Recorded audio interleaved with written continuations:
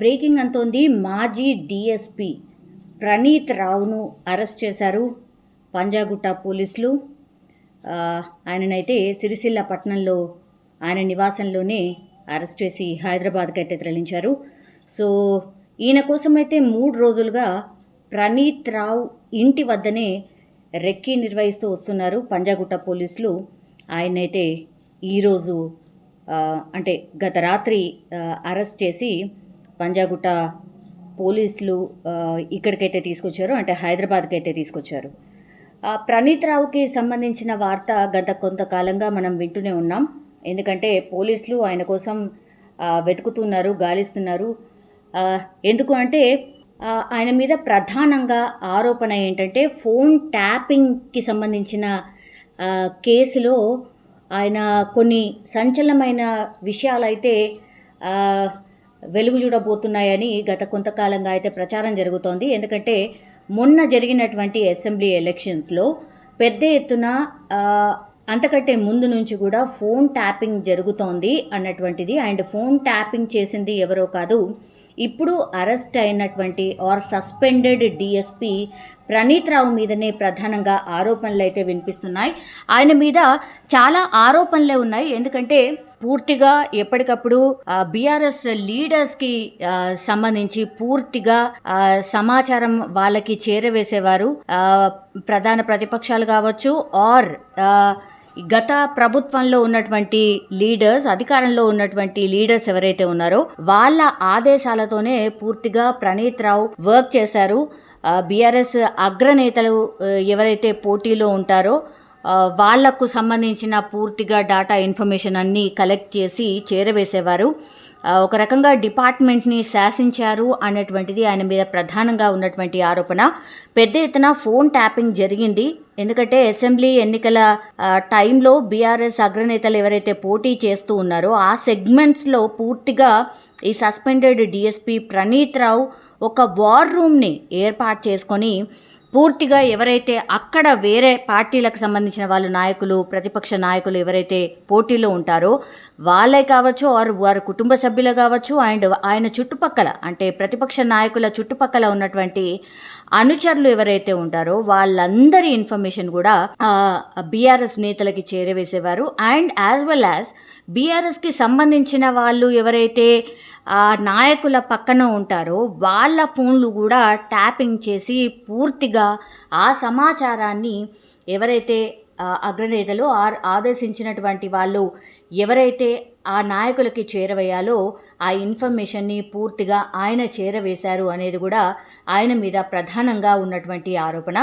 So ఇది completely ఎప్పుడు బయటకు వచ్చింది అని అంటే ఈ ఆరోపణలన్నీ కూడా December 4th రోజు, అంటే రిజల్ట్ వచ్చే రోజు, ఆ రోజు రిజల్ట్ రాగానే అంటే బీఆర్ఎస్కి సంబంధించిన వాళ్ళు బీఆర్ఎస్ అధికారం కోల్పోయింది కాబట్టి అప్పటి నుంచి కూడా ఈయన పూర్తిగా కనుమరుగైపోయారు. అండ్ ఆ రోజు పూర్తిగా ఒక రకంగా పూర్తిగా ధ్వంసం చేశారు. ఏవైతే ఇన్ఫర్మేషన్ ఉండిందో బీఆర్ఎస్కి సంబంధించిన నాయకుల ఇన్ఫర్మేషన్ ఏదైతే ఉండిందో, ఫోన్ ట్యాపింగ్ కావచ్చు, ఇతర విశ్వసనీయ సమాచారం ఏదైతే ఉంటుందో పూర్తిగా ఆయన ధ్వంసం చేశారు ఆ రోజు అన్నటువంటి ఆరోపణ కూడా ఉంది.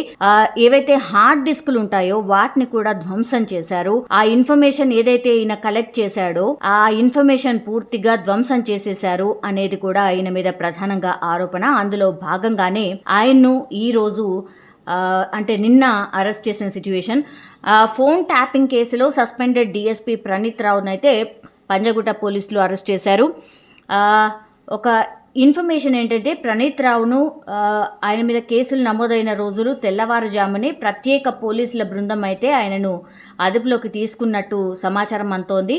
అయితే విచారణ జరపాలి కాబట్టి అధికారికంగా విషయాన్ని దర్యాప్తు అధికారులు అయితే వెల్లడించలేదట. సో ఫోన్ ట్యాపింగ్ కేసు నేపథ్యంలోనే మంగళవారం రాత్రి ఆయనను అంటే ప్రణీత్ రావును అరెస్ట్ చేసినట్టుగా పంజాగుట్ట పోలీసులు రికార్డుల్లో నమోదు చేశారు. బట్ ఆయనను ముందే అరెస్ట్ చేసి ఉండొచ్చు అనేది కూడా ఒక విశ్వసనీయ సమాచారం అయితే ఒక రకంగా ప్రచారం అయితే జరుగుతోంది. సో ఎస్బీఐ ఆఫీస్లో ప్రత్యేకంగా ఒక 2 గదులను తీసుకొని 17 కంప్యూటర్స్ని ఏర్పాటు చేసుకొని ఫోన్ ట్యాపింగ్లు జరిపారు ప్రణీత్ రావు అనేది కూడా ఒక ఆరోపణ. అండ్ దానికి సంబంధించిన పూర్తి సమాచారాన్ని కూడా తన పర్సనల్ పెన్ డ్రైవ్లు కావచ్చు, డిస్కుల్లోకి కావచ్చు అప్లోడ్ చేసుకున్నట్టుగా కూడా పోలీసు వర్గాల ద్వారా మనకున్నటువంటి ఇన్ఫర్మేషన్ అంతోంది. సో ప్రస్తుతం అయితే ఆయన్ను ప్రత్యేక బృందాలుగా ఏర్పాటు చేసుకుని పూర్తిగా ప్రశ్నిస్తున్నట్టు,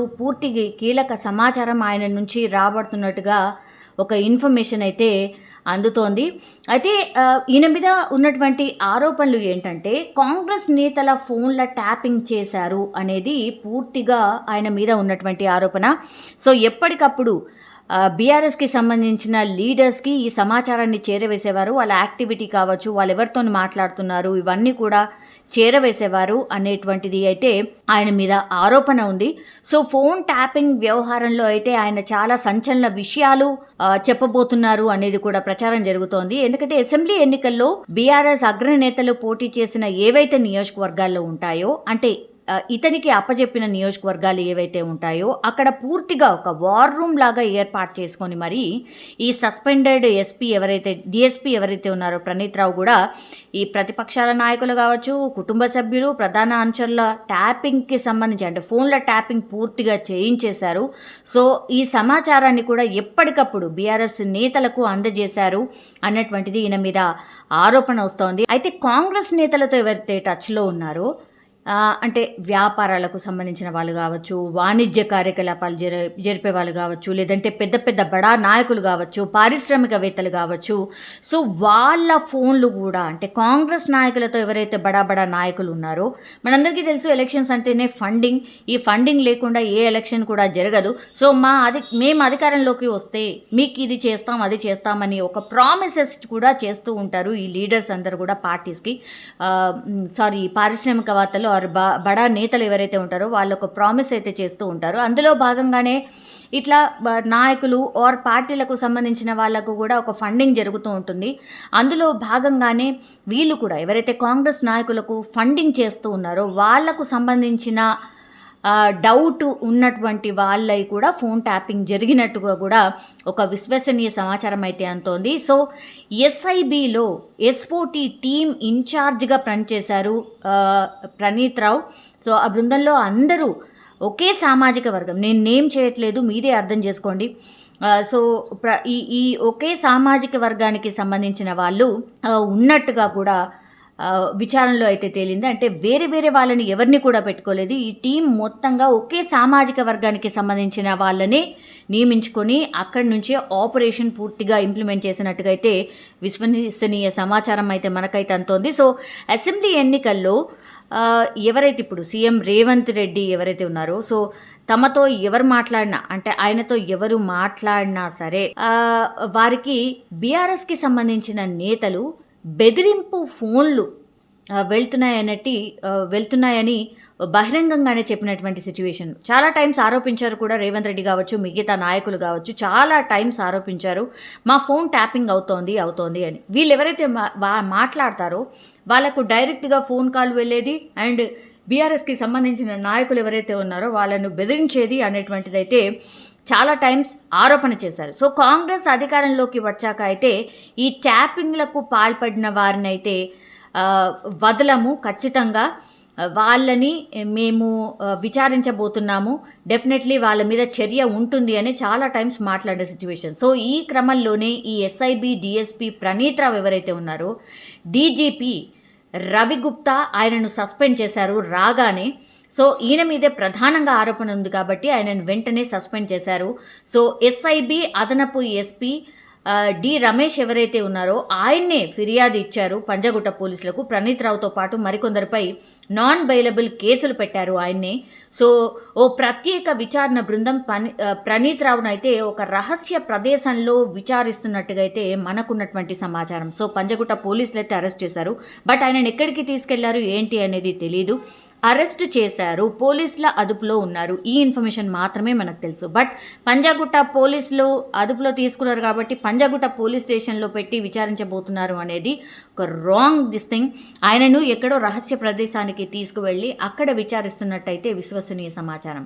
సో ఈ వార్ రూమ్లు ఏంటి? ఇన్ జనరల్లీ కాంగ్రెస్ పార్టీలో మనం విన్నాం ఇట్లాంటి వార్ రూమ్స్. ఎందుకంటే ఎలక్షన్కి సంబంధించిన స్ట్రాటజీస్ని వార్ రూమ్ డిసైడ్ చేస్తుంది, అక్కడి నుంచి ఇంప్లిమెంట్ చేస్తుంది.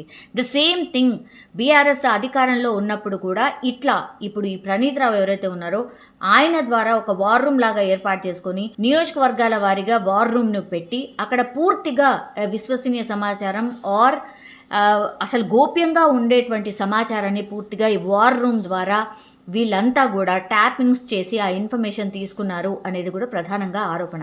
సో అసెంబ్లీ ఎన్నికలకు ఒక 4 నెలల ముందు నుంచే కూడా పూర్తిగా రాష్ట్ర వ్యాప్తంగా బీఆర్ఎస్ కీలక నేతలు ఎవరైతే పోటీ చేస్తున్నారో ఆయా నియోజకవర్గాల్లో అసెంబ్లీ స్థానాల్లో ప్రణీత్ రావు పూర్తిగా ఆయన పర్యవేక్షణలోనే ఒక వార్ రూమ్ని ఏర్పాటు చేసుకున్నారు.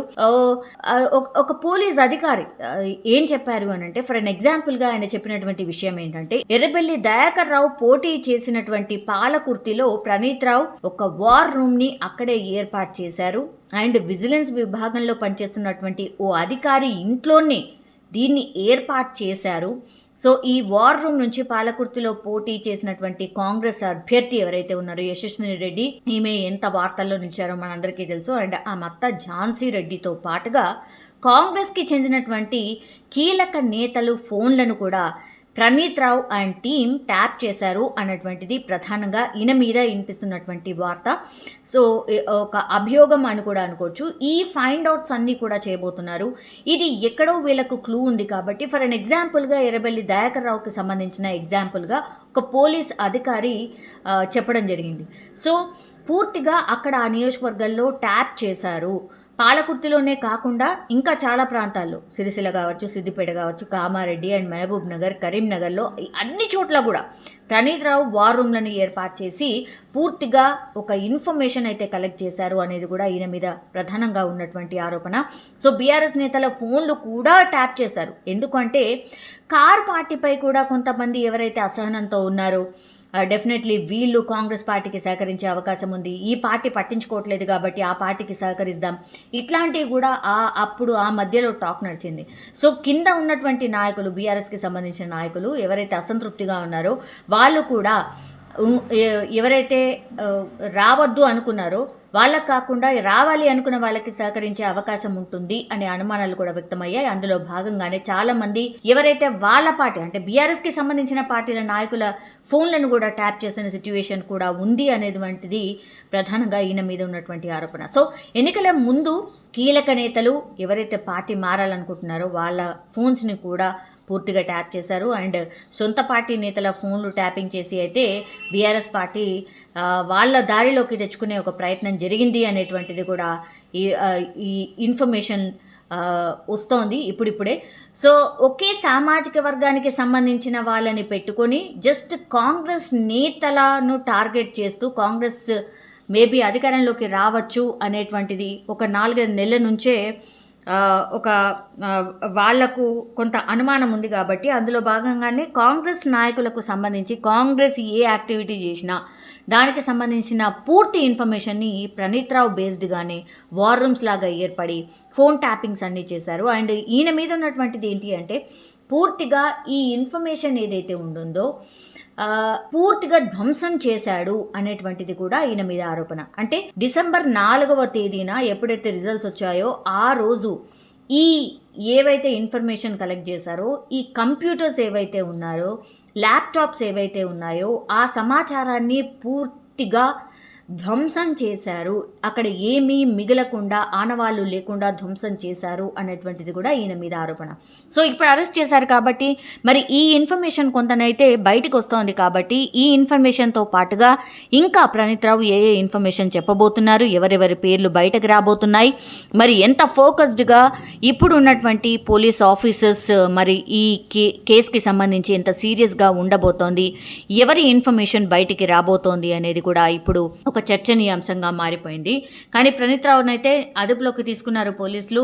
ఆయన మరి ఎట్లాంటి ఇన్ఫర్మేషన్ ఇవ్వబోతున్నారు, ఎలాంటి సెన్సేషన్ నేమ్స్ బయటికి రాబోతున్నాయి, మరి దీనికి సహకరించిన వాళ్ళు ఎవరు చేయించారు, ఎవరు పూర్తిగా పర్యవేక్షించారు, ఎవరు ఫాలో అప్ చేశారు, ఫస్ట్ ప్రణీత్ రావు ఎవరికి ఇన్ఫర్మేషన్ చేరవేసేవారు, ఆ తర్వాత ఎవరెవరి మీద ఏ పార్టీ యాక్షన్ తీసుకుంది,